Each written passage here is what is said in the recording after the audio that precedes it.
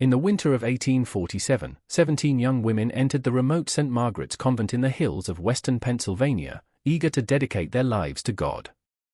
By spring, only 3 remained alive, and they refused to speak of what happened during those dark months behind the convent walls. For over a century, the Catholic Church has kept the official record sealed.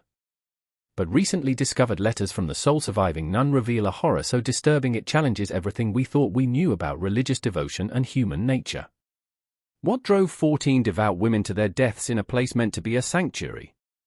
And why did the Church go to such lengths to bury this story? The answer lies buried in testimony so shocking that even hardened Church investigators couldn't bear to make it public. Tonight, we uncover the truth about the nuns who never took their final vows. Before we continue with the story of St. Margaret's Convent, I want to remind you that this channel isn't for everyone, only for the bravest souls who can handle the darkest mysteries hidden in our history. If you're one of those true mystery seekers, hit that subscribe button and ring the notification bell. And I'm curious, where are you listening from tonight? Leave a comment with your state or city, because these stories connect us all across the country. Now, let's step into the shadows of 1847 and discover what really happened in those Pennsylvania hills. The story begins in an era when America was still finding its religious identity and the Catholic Church was desperately trying to establish itself in a predominantly Protestant nation. The year 1847 marked a turning point for Catholic communities across America. As waves of Irish immigrants fled the Great Famine, the Church struggled to provide spiritual guidance and shelter for the growing faithful. Pennsylvania, with its tradition of religious tolerance established by the Quakers, had become a refuge for Catholic institutions, but acceptance was far from guaranteed. Protestant communities viewed Catholic convents with suspicion, spreading rumors of secret rituals and forced imprisonment of young women. The anti-Catholic sentiment was particularly strong in western Pennsylvania, where Protestant families had settled generations earlier and viewed the growing Catholic presence as a threat to their way of life. Newspapers regularly published sensational stories about convents, claiming they were prisons where young women were held against their will. The Know Nothing Party, a political movement dedicated to limiting Catholic influence, had gained significant support in the region, making life difficult for Catholic institutions trying to establish themselves. St. Margaret's Convent stood like a fortress of faith in the rolling hills of Westmoreland County, 30 miles southeast of Pittsburgh. The imposing stone structure, built in 1832 by German craftsmen, rose 3 stories against the grey winter sky. Its Gothic windows seemed to peer down at the valley below, while a bell tower stretched toward heaven like a pointing finger. The building's architecture was deliberately intimidating, designed to inspire awe and reverence in equal measure. Thick limestone walls quarried from local bedrock kept the interior cool in summer and bitter cold in winter. The narrow windows provided little natural light, creating an atmosphere of perpetual twilight that seemed to swallow voices and footsteps. The convent housed the Sisters of Divine Mercy, a strict order that had recently arrived from France, bringing with them old-world traditions that seemed almost medieval to American sensibilities. Unlike the more familiar orders that ran schools and hospitals, the Sisters of Divine Mercy focused exclusively on what they called the perfection of the soul through suffering. They accepted only young women between the ages of 18 and 25, and only those who could demonstrate both exceptional piety and unusual physical resilience. Mother Superior Agatha Rousseau ruled the convent with an iron fist wrapped in a silk glove. At 53, she carried herself with the dignity of European nobility, speaking English with a heavy French accent that made even simple prayers sound foreign and mysterious. Her pale blue eyes missed nothing, and the younger nuns often whispered that she could see into their souls. Mother Agatha had fled France during the political upheavals of the 1830s, carrying with her a collection of religious artifacts and manuscripts that she claimed dated back to the early Christian Church. She viewed America as a spiritual wasteland that needed to be cultivated with rigid discipline and unwavering faith. The Mother Superior's background was shrouded in mystery. She claimed to have served in convents across Europe, but when Bishop Patrick O'Malley of Pittsburgh had requested references from French religious authorities, he received only vague responses about administrative changes and relocated personnel. What was clear was that Mother Agatha possessed an encyclopedic knowledge of Catholic doctrine and an unshakable conviction that modern religious practices had become too soft, too accommodating to human weakness. The convent's daily routine was unforgiving by design. The sisters rose at 4 a.m. for matins, their bare feet touching cold stone floors as they made their way to the chapel by candlelight. Breakfast consisted of thin gruel and stale bread eaten in complete silence while Mother Agatha read passages from obscure theological texts. The day was filled with hours of silent prayer, back-breaking labor in the gardens and kitchens, and study of religious manuscripts written in Latin and French. Communication was limited to essential matters, and laughter was considered a sign of spiritual weakness that required immediate correction through extended periods of solitary prayer. The novices, young women preparing to take their final vows, faced an even stricter regimen. They were required to prove their dedication through increasingly demanding acts of penance and self-denial. Simple meals became fasting. Comfortable sleeping arrangements became nights spent kneeling on stone floors. Private prayer became public confession of even the smallest doubts or impure thoughts. Mother Agatha explained that this process was necessary to strip away the corrupting influences of the outside world and prepare the soul for complete union with the divine. Sister Catherine Murphy, barely 21, had arrived at St. Margaret's in the fall of 1846 with dreams of serving the poor and spreading God's love. The daughter of Irish immigrants, she had grown up in the slums of Philadelphia, where she witnessed firsthand the suffering of her people. Her father, Thomas Murphy, had been a dock worker who died of consumption when Catherine was 16. Her mother, Bridget Murphy, had taught Catherine to read and write in both English and Gaelic, skills that set her apart from many of her peers. Catherine's faith was her anchor in a world that seemed determined to break the spirits of the poor and immigrant. She had witnessed the charity of the Sisters of Charity, who ran a small clinic in her neighborhood, and their example had inspired her to seek a religious life. But the comfortable warmth of the Philadelphia Sisters' mission bore little resemblance to the harsh reality of St. Margaret's Convent. Catherine's letters to her family, discovered decades later in a trunk in the convent's attic, reveal a young woman of extraordinary compassion and intelligence, but also someone increasingly troubled by what she was witnessing behind the convent walls. The winter of 1847 was particularly brutal throughout Pennsylvania. Snow began falling in November and didn't stop until March, accumulating in drifts that reached the second-story windows of the convent. The isolation was complete.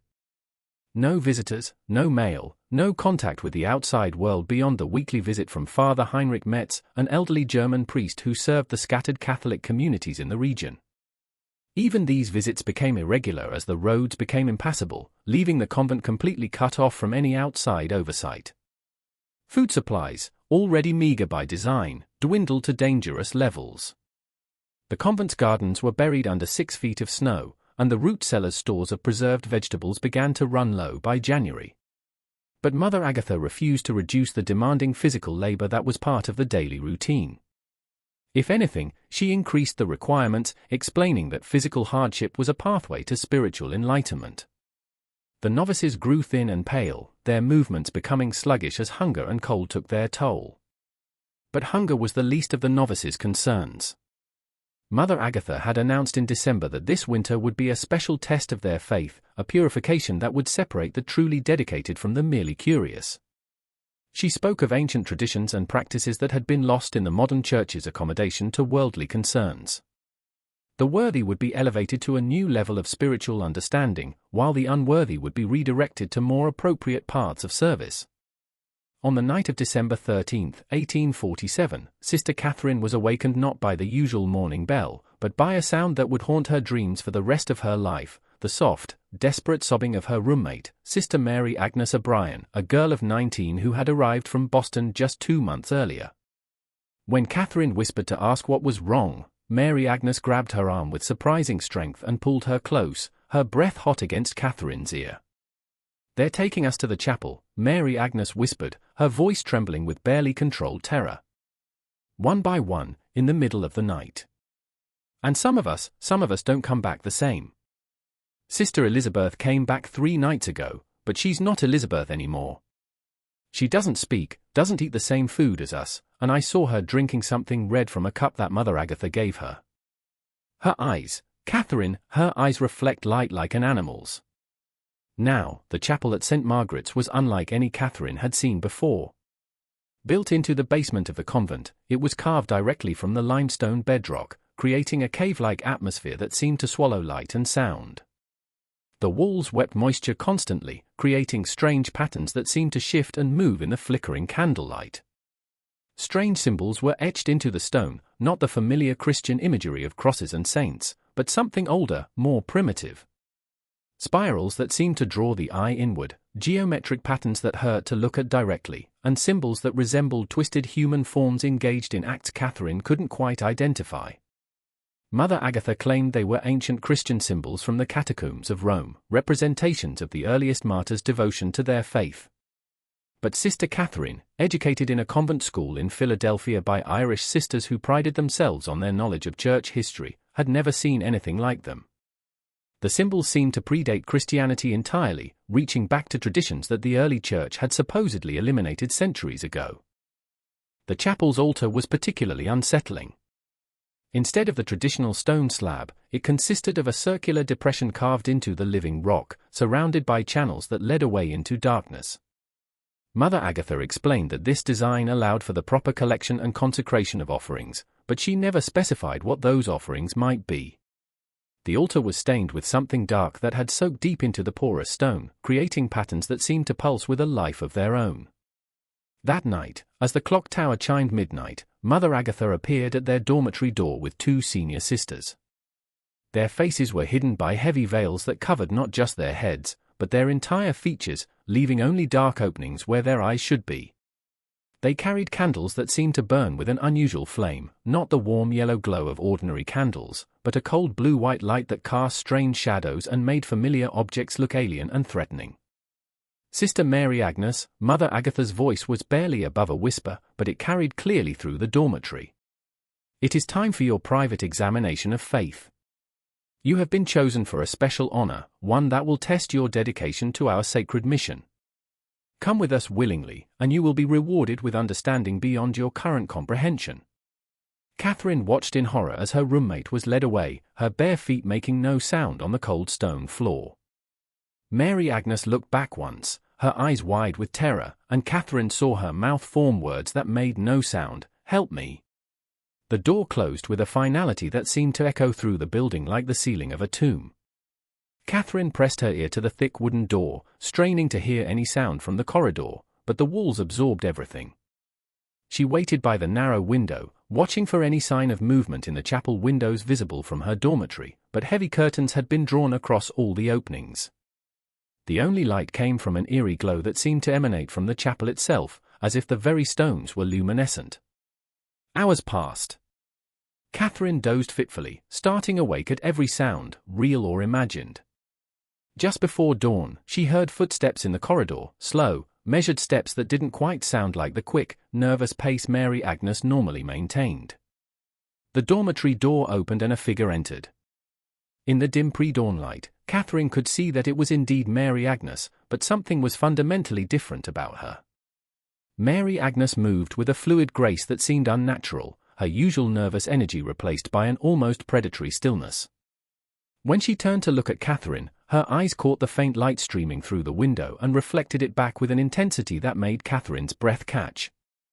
For just a moment, she could have sworn she saw something moving in those reflected eyes, something that writhed and twisted like smoke. "Mary Agnes," Catherine whispered. But her roommate didn't respond. Instead, she moved to her bed with that same unnatural grace and lay down fully clothed, staring at the ceiling with those strangely luminous eyes. She remained that way until the morning bell rang, never moving, never blinking, as if she were in some kind of trance. When the other novices began to stir and prepare for morning prayers, Mary Agnes suddenly sat up and looked around as if seeing the dormitory for the first time. But when Catherine tried to speak to her, Mary Agnes responded with confusion and fear, claiming she couldn't remember anything about the night before. She insisted she had slept soundly and had no idea why Catherine was asking such strange questions. But Catherine noticed other changes in her roommate over the following days. Mary Agnes, who had always been a voracious reader of scripture, now seemed unable to focus on religious texts for more than a few minutes at a time. She complained that the words seemed to move on the page, rearranging themselves into patterns that made no sense. During prayers, she would sometimes stop mid-sentence, staring into space as if listening to voices only she could hear. Most disturbing of all, Catherine noticed that Mary Agnes had stopped eating the same meals as the other novices. She would sit at the communal table, moving food around on her plate, but never actually consuming it. Yet, she showed no signs of the weakness and hunger that plagued the other sisters. If anything, she seemed stronger and more energetic than before, her skin taking on an almost luminous quality that made her stand out among the pale, undernourished novices. 3 days after Mary Agnes's midnight visit to the chapel, Catherine was assigned to clean the sacred space as part of her daily duties. As she scrubbed the stone floors and polished the strange altar, she found something that made her blood run cold. Scratched into the stone floor near the back of the chapel, barely visible unless you knew where to look, were words carved with something sharp and precise. They are not what they seem. The old ways never died here. Trust no one, especially those who return changed. Find the hidden room behind the altar. The truth is written in the stones. Save yourself while you still can. Catherine recognized Mary Agnes's handwriting from their shared prayer books and study sessions. The letters were fresh, carved recently, and they had been positioned where only someone cleaning the floor would discover them. But the message raised more questions than it answered. What old ways? What hidden room? And most terrifyingly, what had happened to Mary Agnes that she could create such a warning, then seemingly forget she had ever done so? The discovery of Mary Agnes's hidden message transformed Catherine's understanding of everything that was happening at St. Margaret's Convent. She began to observe her surroundings with the careful attention of someone whose life might depend on noticing details that others missed. What she discovered over the following weeks painted a picture of an institution that bore little resemblance to any religious house she had ever heard of. The winter deepened, and with it came a routine that Catherine began to recognize as ritualistic in nature. Every few nights, Mother Agatha would appear at the dormitory doors, always at the stroke of midnight, always accompanied by the same 2 veiled sisters whose faces remained hidden even during daylight hours. They would call a name, always in that same whisper that somehow carried clearly through the stone corridors, and the chosen novice would follow without question, as if they had no choice in the matter. Catherine began keeping a careful record, scratching marks into the wooden beam beneath her bed where they wouldn't be noticed during the daily inspections. By the end of January, 8 novices had been called for these midnight examinations. Of those 8, 3 had never returned to the dormitory at all. The others came back changed in ways that became more apparent as the days passed. Sister Elizabeth Hartwell, who had been called on the 3rd night, returned with an otherworldly pallor and eyes that seemed to hold depths Catherine couldn't fathom. She stopped participating in conversation entirely, responding to direct questions with simple nods or shakes of her head. During communal prayers, she would sometimes begin speaking in a language none of the other novices recognized, not Latin or French, but something that sounded far older and more guttural. Sister Sarah Morton, called a week later, developed an aversion to the crosses and religious imagery that decorated the convent. She would flinch when passing the crucifix in the main corridor, and during chapel services, she positioned herself as far from the altar as possible. When questioned about her behavior, she claimed the symbols caused her physical pain, as if they were burning her skin from a distance. Sister Rebecca Stone, the youngest of the group at barely 18, returned from her midnight examination with knowledge she couldn't possibly have acquired through normal means. She began speaking fluent Latin during prayers despite having struggled with even basic phrases before her disappearance. More disturbing still, she demonstrated an intimate familiarity with church history and theological debates that would have taken years of study to master. When other novices asked her about this sudden knowledge, she would smile with an expression that seemed far too old for her youthful face and say only that she had been taught by excellent teachers. The remaining novices huddled together during the few moments they were allowed to speak, whispering theories and fears in voices barely above their breathing. Some believed the missing sisters had been sent to other convents as part of their training. Others wondered if they had been so overcome by religious fervor that they had chosen to become hermits, living in isolation somewhere in the vast convent basement. But Catherine's growing suspicion was far darker than any of these optimistic explanations. She had begun to notice that the senior sisters, who should have been weakened by the same meager diet and harsh conditions that plagued the novices, appeared robust and healthy. Their skin glowed with an almost unnatural vitality, and their eyes held a light that seemed to come from within rather than from any external source.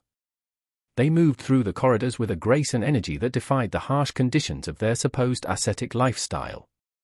More troubling still, Catherine had begun to hear sounds from the basement chapel that defied explanation. During the deepest hours of the night, when the convent should have been silent except for the wind and the settling of old stones, she could detect rhythmic chanting in a language she didn't recognize. The voices were neither purely male nor purely female, but something in between, creating harmonies that seemed to resonate through the stone walls and into her very bones. Accompanied by the chanting, she sometimes heard what sounded like crying, or perhaps singing, so distorted by the stone acoustics that it was impossible to determine which. On one particularly clear night, she distinctly heard what sounded like laughter, not the joyful sound of human mirth, but something cold and calculated that made her skin crawl. The laughter was accompanied by other sounds she couldn't identify, rhythmic tapping, the scraping of stone against stone, and something that sounded disturbingly like the dripping of liquid onto the chapel stone floor. Catherine's investigation led her to explore areas of the convent that were supposedly off-limits to novices. During her assigned cleaning duties, she began to map the building's layout in her mind, noting discrepancies between the structure's external appearance and its internal organization. The convent was larger than it appeared from the outside, with corridors that seemed to extend further into the hillside than the building's footprint would suggest. In the basement where the chapel was located, she discovered a network of tunnels and chambers that didn't appear on any architectural plan she had seen. Some of these spaces were used for practical purposes, storage rooms, wine cellars, and workshops where the sisters prepared medicines and preserved food. But others seemed to serve no obvious function, consisting of empty chambers carved directly from the bedrock, their walls covered with the same strange symbols that decorated the chapel.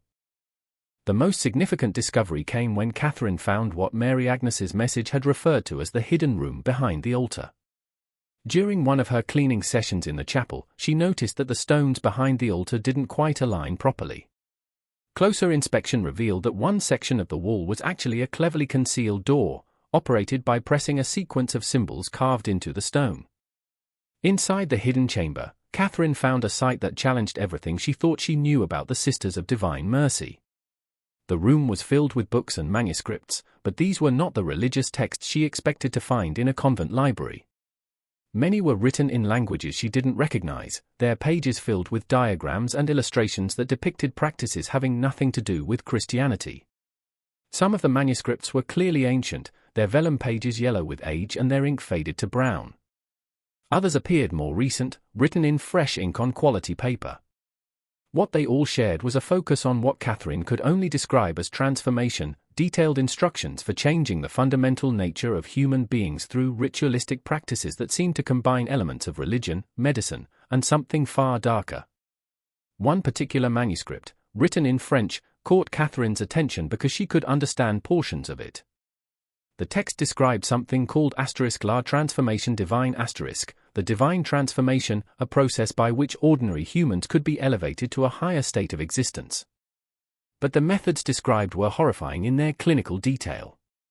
The transformation required the systematic breaking down of the subject's original personality and the reconstruction of something new and fundamentally different. The process involved isolation, sensory deprivation, and the gradual introduction of what the text called *, the sacred substance *, a liquid described as having been consecrated through ancient rituals passed down through generations of initiates. Subjects who received this substance gradually lost their original memories and personalities, becoming vessels for something else entirely. The text spoke of sharing consciousness and collective wisdom, but the descriptions read more like accounts of possession than spiritual enlightenment. But the most chilling discovery was a ledger written in Mother Agatha's distinctive handwriting.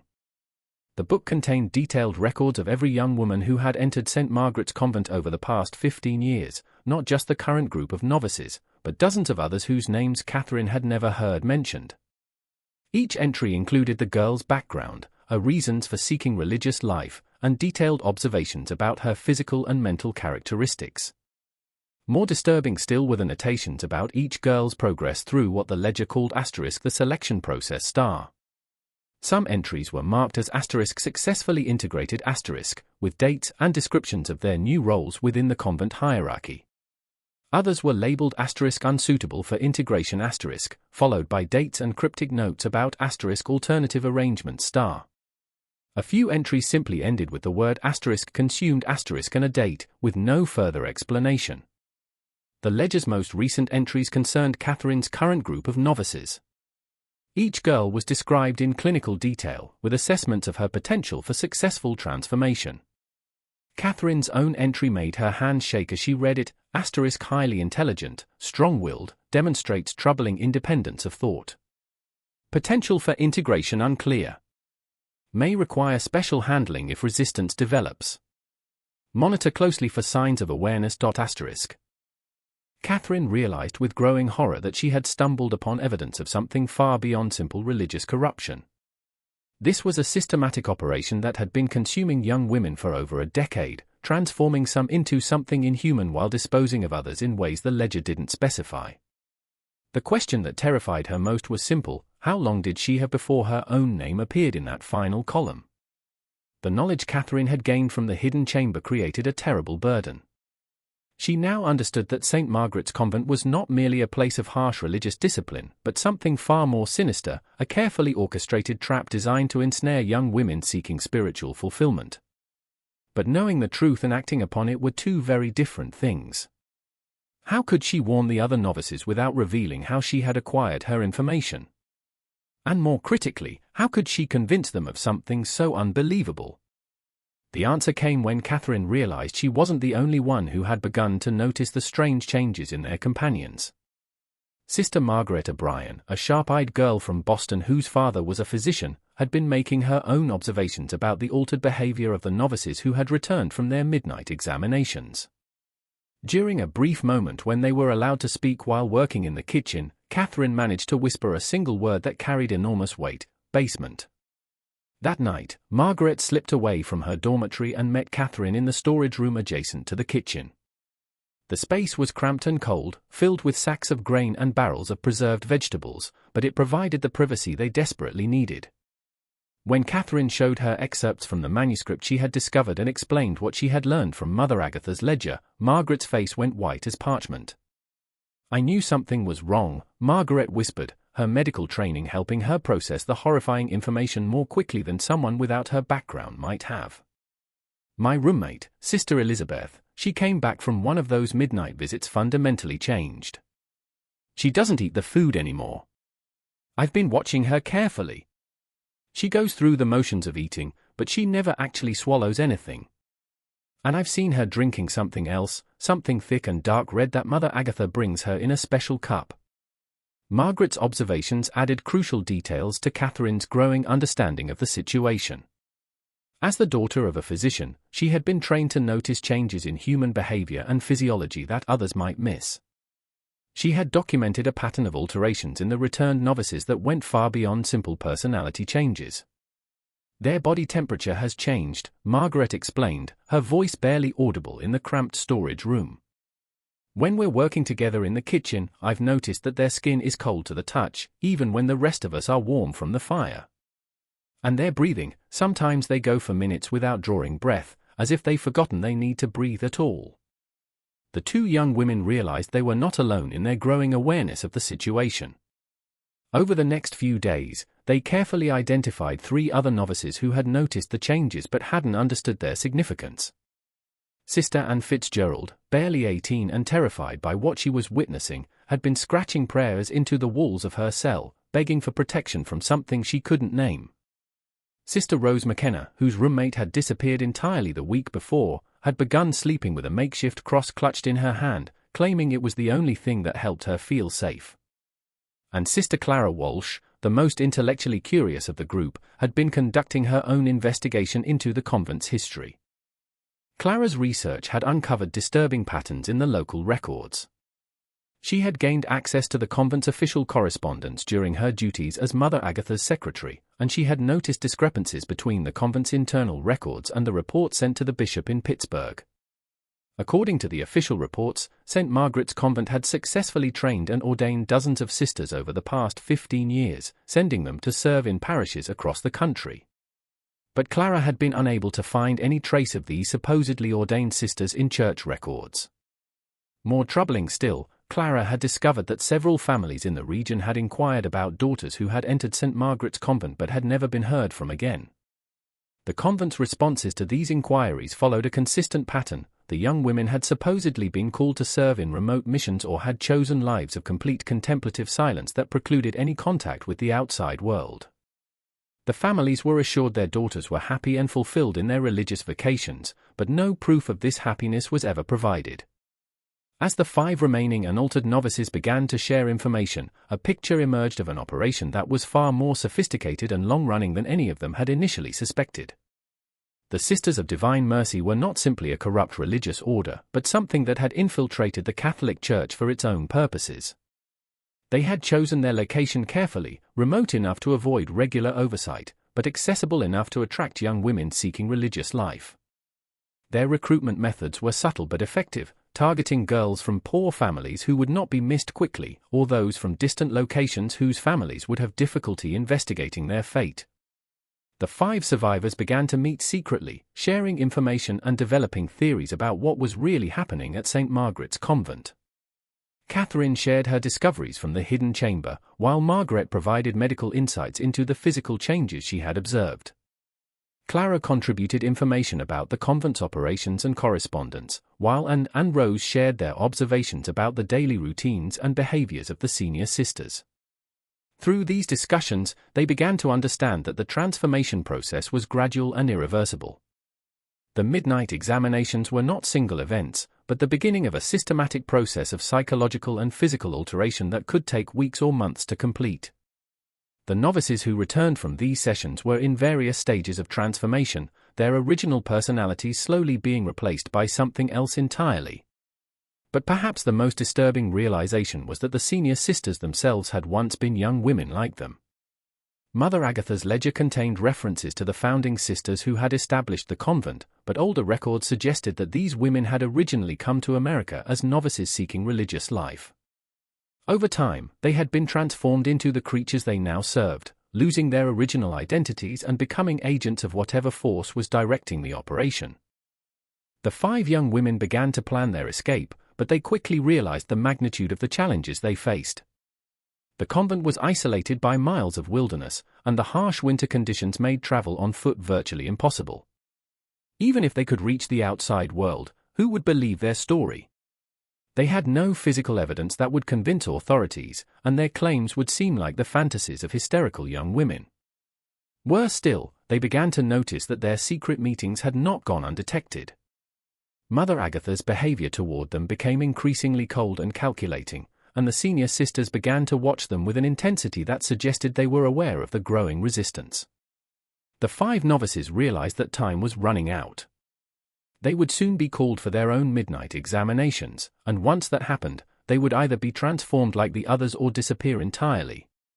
The breaking point came on the night of March 10, 1847, when the 5 surviving novices discovered that their secret meetings had been completely exposed. As they gathered in the storage room for what they had planned as a final strategy session, they found Mother Agatha waiting for them, seated calmly on a barrel of grain with her hands folded in her lap.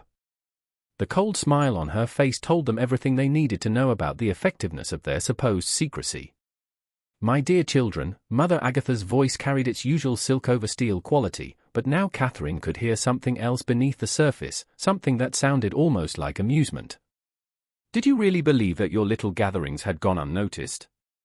This building has been our home for 15 years. We know every stone, every shadow, every whisper that echoes through these halls.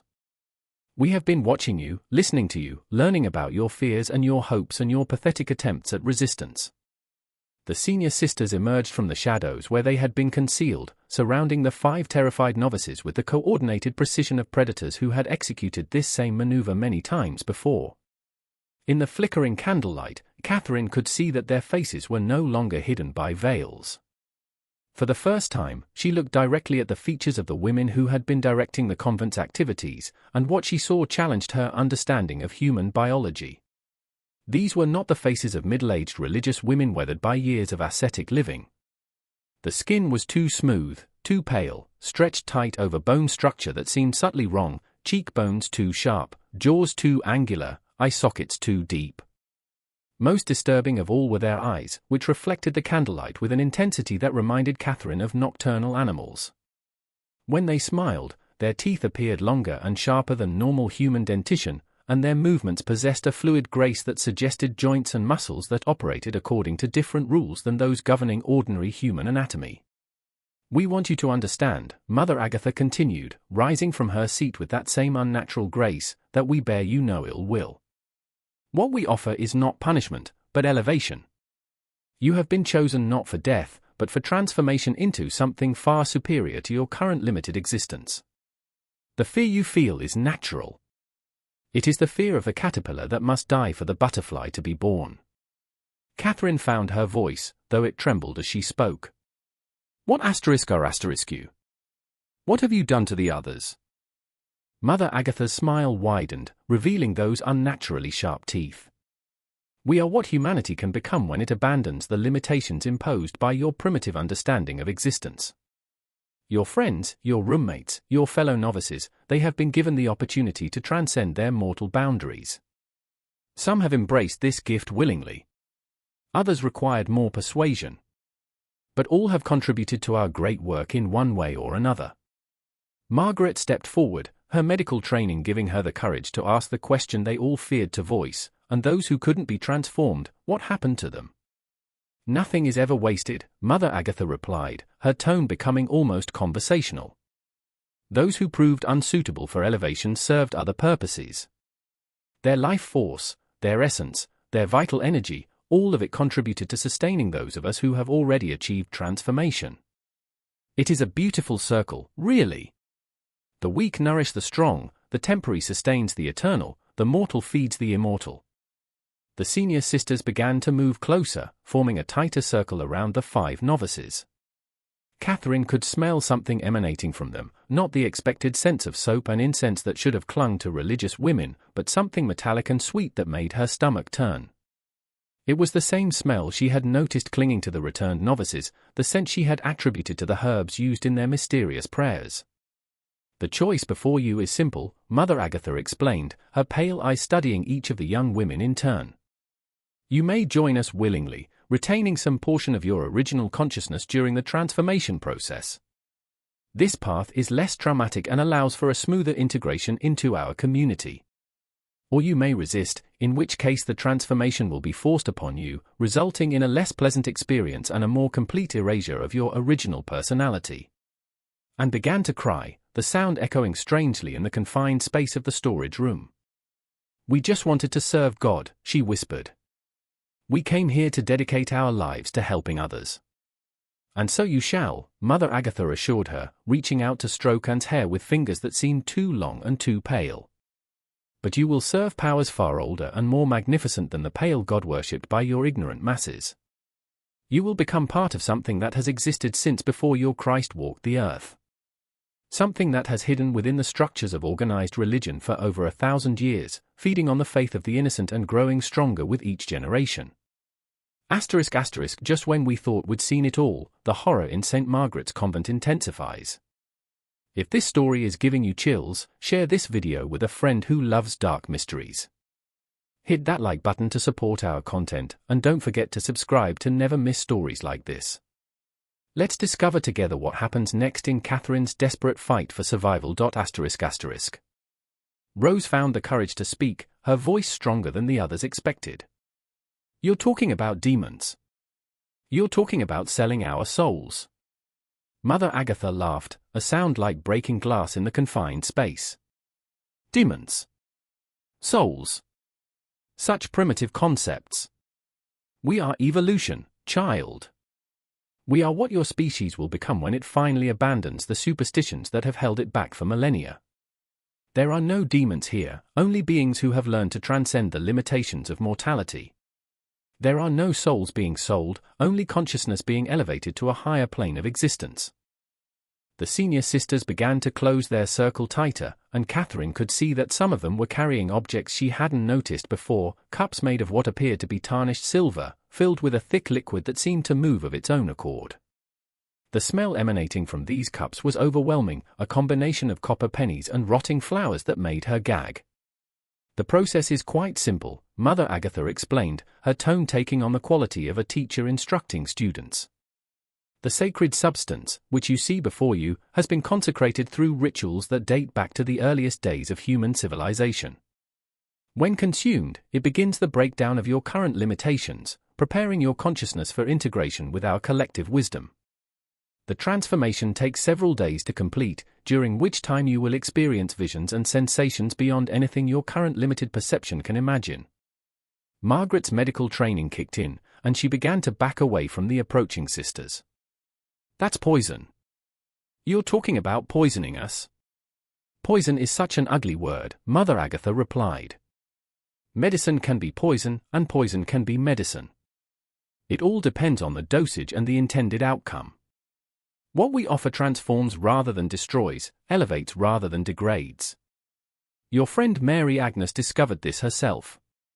She fought the process initially, but now she serves willingly and joyfully." Catherine's mind raced as she tried to process what she was hearing. The implications were staggering. If Mother Agatha was telling the truth, then St. Margaret's Convent was not an isolated incident, but part of a vast network of corruption that had infiltrated religious institutions across centuries. How many convents, monasteries, and churches harbored similar secrets? How many young people seeking spiritual fulfillment had instead found only death or transformation into something inhuman? But even more immediately pressing was the question of escape. The 5 novices were trapped in a small room with no other exits, surrounded by creatures that possessed superhuman strength and coordination. The winter storm outside meant that even if they could somehow fight their way past their captors, they would face death by exposure in the Pennsylvania wilderness. Clara, who had remained silent throughout the confrontation, suddenly spoke up with a clarity that surprised everyone. "You're not offering us a choice at all. You're going to transform us whether we agree or not. The only difference is how much of ourselves we get to keep during the process." Mother Agatha nodded approvingly, as if Clara had passed some sort of test. "Very good, child. You understand the situation perfectly. Intelligence like yours will be particularly valuable to our collective consciousness. Yes, you will all be transformed, but your attitude toward the process will determine how much of your original personality survives the integration. Willing subjects retain more of their individual memories and characteristics. Resistant subjects become more uniform in their thinking and behavior." The senior sisters raised their cups in unison, the thick liquid within them seeming to pulse with a life of its own. Catherine could see that the substance wasn't entirely liquid, there were darker elements suspended within it that moved independently, like tiny creatures swimming in a crimson sea. "We will begin with the most resistant," Mother Agatha announced, her gaze settling on Catherine. "Sister Catherine Murphy, you have shown the greatest independence of thought and the most troubling tendency toward investigation. You will be the first to experience the full transformation process, serving as an example to the others of what awaits them." Catherine felt a surge of pure terror, but beneath it was something else, a cold, calculating anger that surprised her with its intensity. These creatures had killed or transformed dozens of young women, had corrupted a sacred institution for their own purposes, and had hidden their activities behind the facade of religious devotion. If she was going to die, she would not go quietly. "You made one mistake," Catherine said, her voice growing stronger as she spoke. "You assumed we came here tonight without a plan." Mother Agatha's confident expression flickered for just a moment. "What do you mean?" Catherine smiled, drawing on reserves of courage she didn't know she possessed. "We've been planning this for weeks. We know about the hidden chamber behind the altar. We know about your ledger and your records. And most importantly, we know about the letters." The truth was that Catherine was bluffing desperately, hoping to buy time while she searched for some avenue of escape. But her words had an unexpected effect on the senior sisters, who exchanged glances that suggested genuine concern. "What letters?" Mother Agatha demanded, her composure slipping for the first time. "The letters we've been writing to Bishop O'Malley in Pittsburgh," Clara added, picking up on Catherine's deception. "Detailed accounts of everything we've observed here, hidden and ready to be delivered if anything happens to us." This was partially true. Clara had indeed been documenting their discoveries, though the letters existed only in rough draft form, hidden in her prayer book. But the effect on their captors was immediate and dramatic. Mother Agatha's face contorted with rage, her carefully maintained human appearance beginning to slip. "Impossible," she hissed. "We monitor all correspondence. Nothing leaves this place without our knowledge." "Father Metz," Margaret said suddenly, inspiration striking her. "The old German priest who visits every week. He's been carrying our letters to the bishop without your knowledge. By now, investigators are probably already on their way." This was a complete fabrication. Father Metz's visits had been suspended since January due to the severe weather, but the lie struck home with devastating effectiveness. Mother Agatha let out a sound that was more animal than human, and the other senior sisters began to move with agitated, jerky motions that suggested they were losing control of their carefully maintained human facades. "You stupid, meddling children!" Mother Agatha snarled, her voice taking on harmonics that no human throat should have been able to produce. "Do you have any idea what you've done? We have operated in secrecy for decades, building our strength, preparing for the day when we could emerge from the shadows. Your interference threatens everything we have worked to achieve." The senior sisters were transforming before their eyes, their human appearances dissolving like masks made of mist. What emerged was far worse than Catherine's worst nightmares. Creatures that might once have been human, but had been so thoroughly altered that only the faintest traces of their original forms remained. Their limbs were too long and jointed in ways that violated natural anatomy. Their skin had taken on a translucent quality that revealed the movement of dark fluids beneath the surface. Most horrifying of all, their faces had become malleable, shifting between human features and something far more primitive and predatory. What happened next would challenge every assumption Catherine held about divine intervention and the power of faith to overcome evil.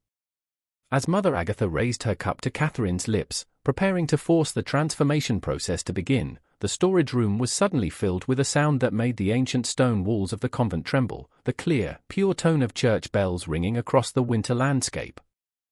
But these were not the familiar bronze bells of St. Margaret's Tower, which had remained silent throughout the winter months.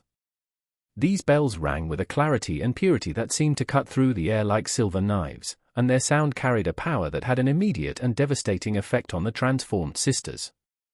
They screamed in unison, dropping their cups and clutching their heads as if the sound were causing them physical agony. The effect was so dramatic that Catherine initially believed they were experiencing some form of divine intervention. But the truth, as she would later learn, was both more mundane and more terrifying. The bells belonged to a rescue party led by Bishop Patrick O'Malley himself, who had indeed received word about the troubling situation at St. Margaret's Convent, not from any letters the novices had written, but from Father Heinrich Metz. The elderly German priest had been growing increasingly concerned about the convent's isolation and the lack of communication from Mother Agatha during the winter months.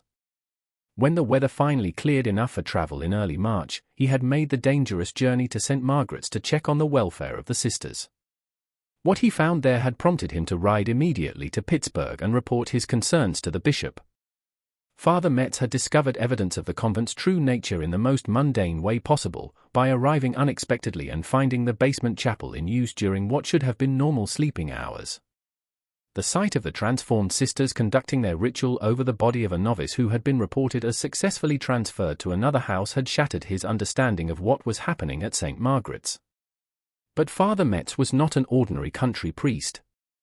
He was a member of a secret order within the Catholic Church, an organization that had been founded centuries earlier specifically to identify and eliminate the kind of corruption that had taken root at St. Margaret's Convent. The Church had learned long ago that certain entities found religious institutions to be perfect camouflage for their activities, and it had developed methods for dealing with such infiltrations. Bishop O'Malley and his rescue party had come prepared, not just with legal authority, but with knowledge of what they were truly facing. The bells they carried had been blessed with holy water and inscribed with prayers in Latin, designed specifically to disrupt the kind of creatures the sisters had become. The sound waves they produced created a resonance that interfered with whatever supernatural forces sustained the transformed beings. As the bells continued to ring, the senior sisters' carefully maintained human forms began to collapse entirely. What remained was far worse than anything Catherine had imagined, creatures that seemed to be composed as much of shadow and malevolent energy as of physical matter. They writhed and twisted, their forms shifting and changing as if they couldn't maintain a stable physical structure. Mother Agatha herself proved more resilient than her followers. As her human disguise fell away, she revealed herself to be something that had clearly lived far longer than any mortal creature should. Her true form was a nightmare combination of human and something else entirely, something that might have been beautiful once, but had been corrupted by centuries of feeding on human life force. "You think you have won," she hissed at the bishop and his men as they entered the storage room, their blessed silver crosses held before them like weapons. "But you understand nothing about what we truly are. We are eternal. We have hidden within your churches for 1,000 years, and we will continue to hide within them for 1,000 more. For every nest you cleanse, 10 more will take root. For every monster you destroy, 20 more will take holy vows. Your faith is our perfect disguise, and your faithful are our perfect prey." Bishop O'Malley's response revealed a depth of knowledge about such entities that surprised even Catherine. "You are neither eternal nor unique," he said calmly, raising a silver cross that seemed to burn with its own inner light. "You are parasites feeding on the faith of others because you have no power of your own. The church has faced your kind before, and the church will face your kind again. But tonight, your feeding ends." The bishop began to speak words in Latin that Catherine recognized as prayers of exorcism, but these were unlike any religious ceremony she had ever witnessed. The Latin phrases were interwoven with words in older languages, creating a rhythmic chant that seemed to resonate with the same power as the blessed bells. The effect on Mother Agatha was immediate and devastating. She began to age visibly, her stolen immortality finally catching up with her as the supernatural forces that sustained her were systematically disrupted. "The sacred substance," Mother Agatha gasped, her voice becoming weaker as her true age began to show. "Without the sacred substance, we cannot maintain our forms. You must understand, we only take what is freely given. These girls came here willingly, seeking religious life. We simply redirected their devotion toward more worthy recipients." "You took their lives," Bishop O'Malley replied, his voice carrying the authority of absolute moral certainty. "You corrupted their faith and consumed their essence. There is nothing sacred about what you have done here, and there will be no mercy for what you have become." The final moments of Mother Agatha's existence were both terrible and strangely pitiful. As the bishop's prayers continued, she began to collapse inward, her stolen immortality unraveling like a tapestry being pulled apart thread by thread. She reached out toward the novices one last time, her expression mixing hatred with something that might have been regret. "We were human once," she whispered, her voice now barely audible. "Long ago, we were just like you, young women seeking meaning and purpose in religious life. But we found something older than Christianity, something that promised us power over death itself. We thought we were choosing eternal life, but we chose eternal hunger instead. Remember us not as monsters, but as a warning of what can happen when faith becomes corrupted by desperation." With those words, Mother Agatha crumbled to dust, her centuries of stolen life finally released. The other transformed sisters had already succumbed to the bishop's prayers, their unnatural forms dissolving back into the shadows from which they had emerged. The storage room was suddenly silent, except for the sobbing of the 5 surviving novices and the continued ringing of the blessed bells in the distance. But the horror was not entirely over. As the bishop and his men began to help the survivors, they made a discovery that would haunt everyone present for the rest of their lives. The novices who had been transformed but not yet fully integrated into the collective consciousness were still alive, but they were trapped in a state between human and monster that might have been worse than death. These young women retained enough of their original personalities to understand what had been done to them, but they had been changed too dramatically to return to normal human life. They begged the bishop to end their suffering, understanding that they could not survive without the sacred substance that had sustained their transformed bodies, but knowing that continuing to consume it would complete their transformation into the same kind of creatures they had just witnessed. The bishop faced an impossible choice: allow these partially transformed novices to die slowly as their altered bodies failed, or provide them with a quick and merciful death that would spare them further suffering. In the end, he chose mercy, administering the last rites to each of the affected young women before ending their pain with prayers that released their souls from the horror that had trapped them. The aftermath of that March night was both a triumph over evil and a tragedy that would echo through the lives of everyone involved. Of the 17 novices who had entered St. Margaret's Convent, only 5 survived in recognizably human form: Catherine, Margaret, and Rose, and Clara. The other 12 had been either consumed entirely, transformed beyond saving, or reduced to states that made death a mercy rather than a tragedy. Bishop O'Malley ordered the convent to be thoroughly investigated and then destroyed. The building was dismantled stone by stone, with each piece being examined for evidence of the corruption that had taken root there. The investigators found far more than they had expected: hidden chambers filled with the preserved remains of dozens of young women, ritual artifacts that had clearly been used for purposes having nothing to do with Christianity, and records detailing a network of similar institutions that stretched across North America and Europe. The church's official records state that St. Margaret's Convent was closed due to administrative irregularities and questions about the authenticity of the religious order's credentials. No mention was made of the true horrors that had been discovered there, and the surviving documentation was sealed in the Vatican archives under restrictions that prevent public access even today. The Catholic Church had learned centuries earlier that publicizing such incidents only served to damage faith in religious institutions while providing little benefit to the faithful. The land where the convent had stood was consecrated with prayers of cleansing and then left to return to wilderness. Local residents reported strange phenomena in the area for several years afterward: unexplained lights, sounds of chanting that seemed to come from underground, and a persistent feeling that the site remained somehow tainted despite the church's efforts at purification. Eventually, these reports ceased, and the location became just another patch of Pennsylvania forest, indistinguishable from the surrounding wilderness. Catherine Murphy left religious life after her ordeal, but she never lost her faith in God, only her faith in human institutions claiming to represent the divine. She married Thomas Sullivan, a doctor who had been part of Bishop O'Malley's rescue party, and they raised 6 children together. Catherine lived to be 93 years old, becoming a respected member of her community and a tireless advocate for the rights of women and children. But she never spoke publicly about what she had witnessed at St. Margaret's Convent, carrying the secret with her until her death in 1919. Catherine's private papers, discovered in her great-granddaughter's attic in 1952, included detailed letters describing her experiences at the convent. These letters were initially dismissed as the fantasies of a traumatized young woman, but subsequent investigation by church historians revealed their accuracy in describing events that matched sealed Vatican records. The letters provide the only first-hand account of what happened during those dark months in the Pennsylvania hills, and they remain one of the most disturbing documents in the church's secret archives. Margaret O'Brien became a physician like her father, one of the first women to be admitted to medical school in Pennsylvania. She dedicated her career to treating the poor and establishing medical facilities in underserved communities. Margaret never married, claiming that her experiences at St. Margaret's Convent had shown her that there were forms of evil that specifically targeted those who opened their hearts to others. She died in 1901 while treating victims of a cholera outbreak in Philadelphia, true to her calling of serving those in greatest need. And Fitzgerald returned to her family in Ireland, where she lived a quiet life helping to care for children orphaned by the continuing effects of the Great Famine.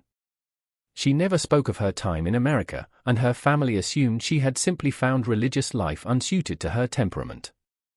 And died young at the age of 34 of what her death certificate listed as consumption, though her family always suspected she had never fully recovered from some trauma she had experienced during her brief time away from Ireland. Rose McKenna became a teacher in Boston, dedicating her life to educating children from immigrant families. She married late in life and had 2 children, but she raised them with a protectiveness that bordered on obsession. Rose's husband later said that she had frequent nightmares throughout their marriage, often waking up screaming about things that pretended to be holy. She died in 1889, leaving behind detailed instructions that her children should never enter religious life under any circumstances. Clara Walsh became a journalist, one of the first women to work for a major newspaper in Boston. She spent her career investigating corruption in religious and charitable institutions, developing a reputation for fearless reporting on scandals that other journalists avoided. Clara never married, claiming that her experiences had taught her not to trust anyone who claimed to have authority over others' spiritual lives. She died in 1905, leaving behind a vast archive of articles exposing financial and sexual corruption in religious institutions throughout New England. The 5 survivors maintained correspondence with each other until their deaths, bound by a shared experience that no one else could understand. Their letters, preserved in family collections, reveal women who never fully recovered from what they had witnessed, but who channeled their trauma into lives of service and protection for others. They developed a code system for their correspondence, allowing them to share information about potentially dangerous religious institutions without revealing the source of their knowledge. Through their informal network, the 5 women were able to identify and expose several other religious houses that showed signs of the same kind of corruption they had encountered at St. Margaret's Convent. While they never found evidence of anything as extreme as what they had witnessed in Pennsylvania, they were instrumental in bringing down institutions that were exploiting vulnerable young people for financial gain or other forms of abuse. The investigation into St. Margaret's Convent revealed a pattern that stretched across continents and centuries. The entity that had called itself Mother Agatha Rousseau was traced to similar incidents in France, England, and Ireland, suggesting that the corruption was not an isolated phenomenon, but part of a vast network of parasitic entities that had learned to exploit religious institutions for their own purposes. Church records, when they could be accessed, showed patterns of missing novices, unexplained deaths, and religious houses that had been quietly closed for administrative reasons throughout the 19th century. But perhaps the most disturbing discovery was the realization that the corruption had not ended with the destruction of St. Margaret's Convent.